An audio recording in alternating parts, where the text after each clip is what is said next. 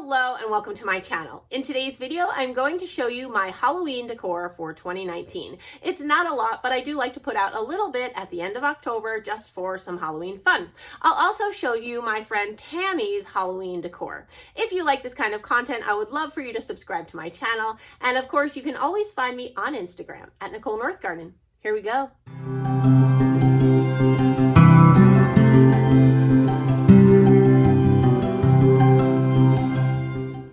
So I put my Halloween display on the top of my hutch, and the first thing I needed to do was go ahead and clean off the fall decor that was there. Also here I'm showing you my hat because it says only Jersey understands Jersey, which I just think is funny. So I go ahead and take all of my hens down and roosters and the other fall decor that was up there.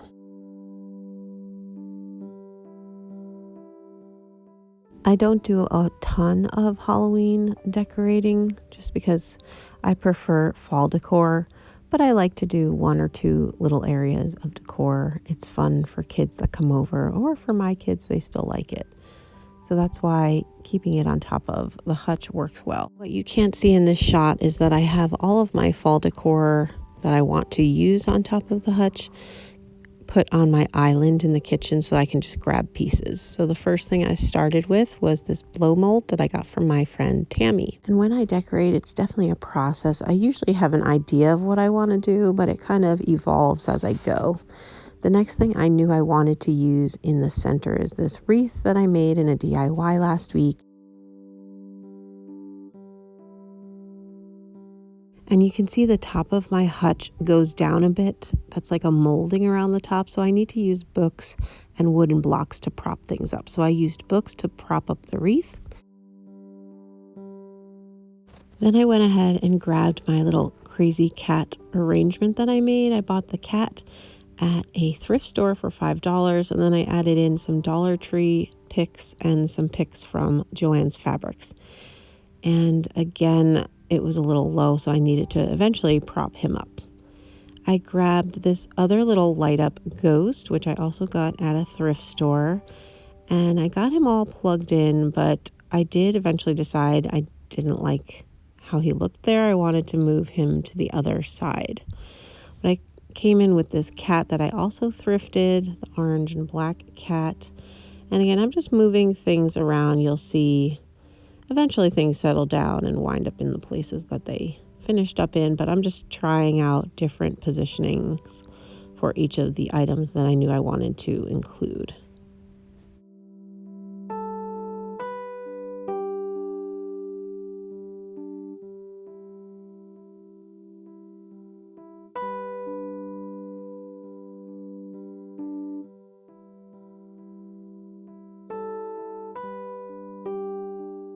I decided I wanted to split up these two candle pillar holders, and so I move one to the other side of the wreath. One thing I don't like to do in my decor is over symmetry, so I didn't want to just put one on each side of the wreath because that would be a little too symmetrical for my preferences. But I did use some books to prop up the shorter candle, and so they're symmetrical in that way. But then I grabbed the cat again and this little Halloween tree, and I just move things around to see how I like how the heights work together.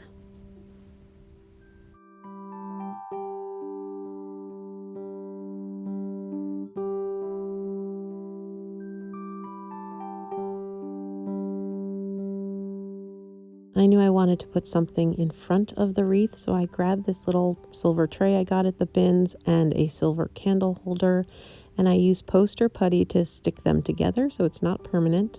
And then I placed that in front of the wreath.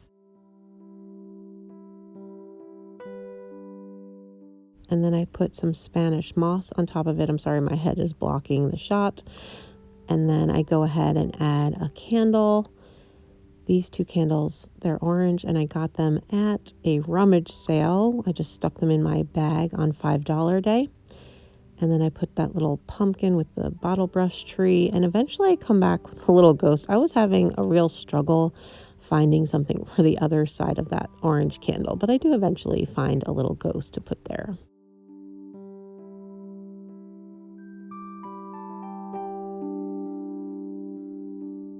I wanted one more item to balance out the right side of the display. There was no black there. I knew I wanted to add a little black, something a little more substantial. So I get this sign that I made in a DIY last week, and I put that on a little plate stand. I bought these little black wooden plate stands off of Amazon. I use them all the time. Highly recommend them. Then I got 1 pack of that creepy fabric that you can buy at the Dollar Tree for $1, and I laid that on the front of the display across the hutch.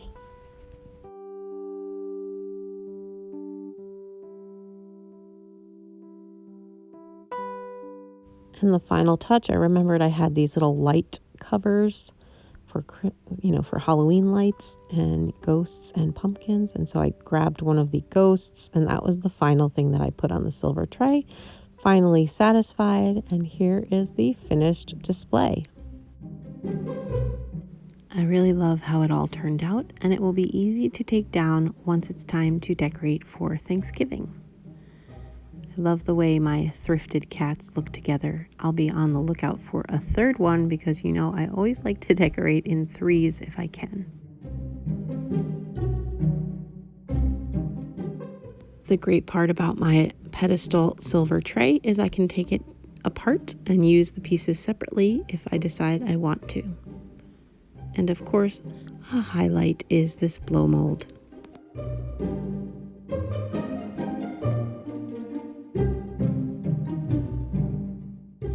Another area that is easy to change up for the different seasons is my 2-tiered tray that's on the corner of my island. I filled the trays with different items from the Dollar Tree and things that I have thrifted, but my favorite is probably my Tang pitcher in the back filled with cookie cutters. If you don't have a 2-tiered tray, you can use what I used to use, which was a big metal pizza pan and a pedestal cake dish.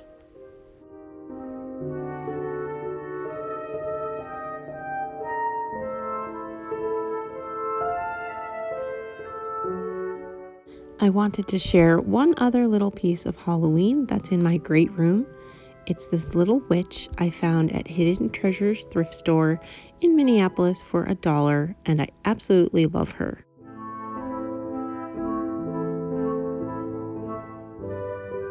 Now let's move on to my friend Tami's house. She has a traditional home with elements of farmhouse and country, and she has this wonderful Department 56 Halloween village, which I had never seen before, and I wanted to show you in case you hadn't seen it either. There's a haunted house where the lights come on and off, and there are sound effects.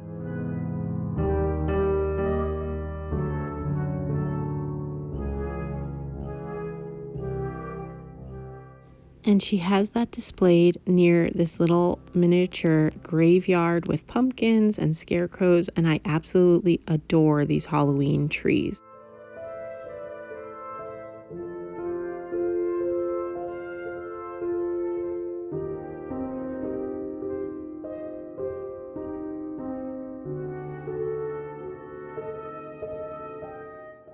And then there's this little hay cart filled with pumpkins. I love her village. It's on top of her large entertainment center in her great room. In the center of the entertainment center, she's set up this little vignette with 2 metal spider webs. I love the spiders. They have gemstones as their bodies.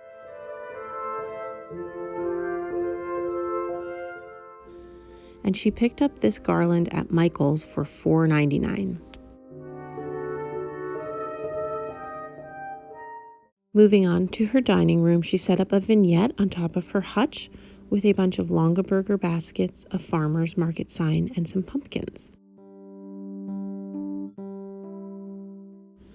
And I had to capture these plates because I love decorative plates, and I thought these were really pretty.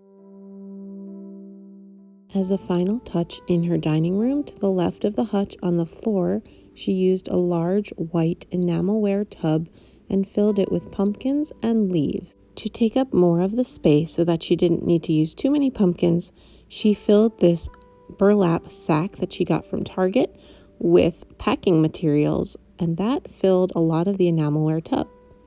I found 2 of the pumpkins for her at Goodwill for $2 a piece. Moving on to the guest bathroom, she created a little vignette on the shelf behind the toilet with this grateful, thankful, blessed sign that she created using her Cricut machine, and 2 pumpkins from the Target dollar spot.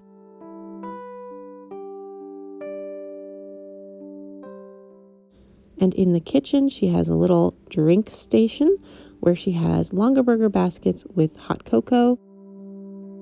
And she created another sign using her Cricut that says Autumn Blessings.